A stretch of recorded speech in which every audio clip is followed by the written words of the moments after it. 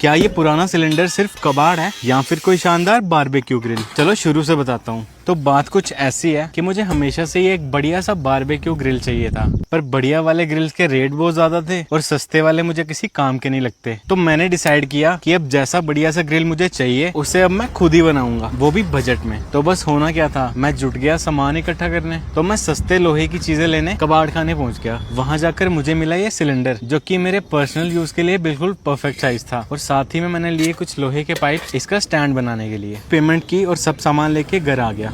अब बारी थी बारबेक्यू ग्रिल बनाने की शुरुआत करने की। तो सबसे पहला जो काम मुझे करना था वो था इस सिलेंडर में बची हुई सारी गैस बाहर निकालने का। तो पहले तो मैंने इसकी पिन को दबा के जितनी गैस निकल पाई सारी निकाल दी। उसके बाद मैंने इसका वॉल्व खोला और इसे पानी से भर दिया, ताकि जो नीचे लिक्विड के रूप में बची हुई गैस हो वो भी बाहर निकल जाए। और ऐसा मैंने 2 बार किया, जस्ट टू बी श्योर। फिर जब मुझे पक्का यकीन हो गया कि अब इसमें कोई ज्वलनशील पदार्थ नहीं बचा है, तो नेक्स्ट डे बारी थी इसे कट करने की। तो मैंने इसका ऊपर और नीचे वाला हिस्सा काट के अलग कर दिया और सिलेंडर पे जो पुराना पेंट लगा हुआ था उसे भी घिसकर निकाल दिया। फिर अगले दिन बारी आई इसे ग्रिल के शेप में काटने की। तो मैंने धागे और टेप की हेल्प से जैसे तैसे एक शेप बनाई और लग गया इसे कट करने। और इसे काटने के बाद याद आया, इस दरवाजे को खोलने और बंद करने के लिए जो हिंजेस लगेंगे वो तो मैं लाया ही नहीं। तो तुरंत जाकर वो लेकर आया और सिलेंडर में छेद करके इसे भी टेम्परेरी फिक्स कर दिया। अब इतना काम होने के बाद बारी थी इसमें बाकी चीजें लगाने की, जैसे कि इसके हैंडल्स, लेग्स और बाकी ग्रिल की जरूरी चीजें। और ये सब चीजें बिना वेल्डिंग के प्रॉपर्ली सेट नहीं हो सकती थी और मेरे पास कोई वेल्डिंग मशीन थी नहीं। तो इसके लिए मुझे हेल्प लेनी पड़ी प्रोफेशनल्स की और मैं ढूंढने निकल गया कोई अच्छा वेल्डिंग वाला। काफी सारे वेल्डिंग वालों से पूछने के बाद मुझे घर के पास ही एक वर्कशॉप मिली, जहाँ के लोग और रेट दोनों मुझे जेन्युइन लगे। और उन्होंने मुझसे 2 दिन का टाइम मांगा, क्योंकि वो थोड़े बिजी चल रहे थे। और थोड़ा टाइम मुझे चाहिए भी था, क्योंकि मुझे अभी बाकी चीजें भी कलेक्ट करनी थी। जो इसके अंदर फ्रेम लगना था वो सामान मैं लेकर नहीं आया था। तो अगले ही दिन मैं फिर से पहुंच गया कबाड़ खाने। वहां से मैंने जरूरी लोहे का सामान लिया। अब लोहे का लगभग सारा सामान मिल चुका था, बस जो चीज रह गई थी वो थी ग्रिल पे लगाने के लिए लकड़ी के हैंडल। तो वो बनाने के लिए मैं घर के पास ही एक आरा मिल में चला गया, जहाँ जाकर बस उन्होंने 5 मिनट में मुझे ये हैंडल बनाकर दे दिया। अब बस इस हैंडल में छेद करने थे और इसे थोड़ा स्मूथ करना था, जो कि मैंने घर आके कर लिया। सारा सामान इकट्ठा करने के बाद मैं 2 दिन बाद पहुंच गया वेल्डिंग वाली वर्कशॉप में और उन्हें पूरा प्लान बताया कि कैसे मुझे कहाँ क्या जोड़ना है। और सरप्राइजिंग बात ये थी कि उन्होंने मेरी बात बस ध्यान से सुनी ही नहीं, बल्कि उन्होंने मेरी बात सुनकर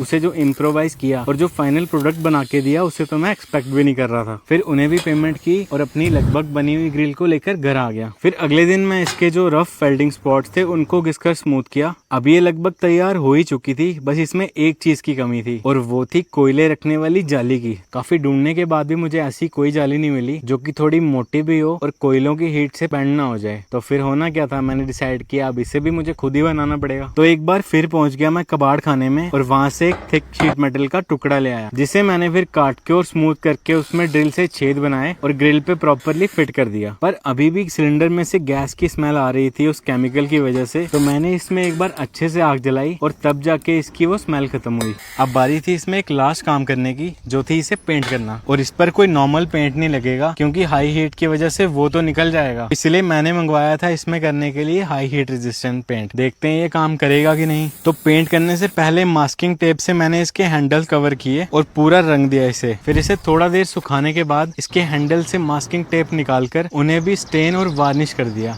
और तैयार होगी मेरी कस्टम मेड शानदार बारबेक्यू ग्रिल। कमेंट करके बताना कैसी लग रही है। अगर खर्चे की बात करूं तो इसे बनाने में मुझे लगभग 2500 से 3000 का खर्चा आया और ये बनाने में मुझे लगे पूरे 12 दिन। सच बताऊं तो पैसे से कहीं ज्यादा इसे बनाने में मेहनत लगी और मजा भी आया कुछ नया करने में। अगर आपको लगता है अभी भी इसमें किसी चीज की कमी है तो मुझे कमेंट करके जरूर बताना, मुझे इंतजार रहेगा। और हाँ, अब जब ये रेडी हो ही चुकी है टू कुक, बताओ मैं इसमें पहली चीज क्या बनाऊं। और अपना प्यार और सपोर्ट यूं ही मेरे साथ बनाए रखना, ताकि भविष्य में भी मुझे ऐसे प्रोजेक्ट्स करने की हिम्मत मिले। Thank you so much for watching. मिलते हैं नेक्स्ट वीडियो में।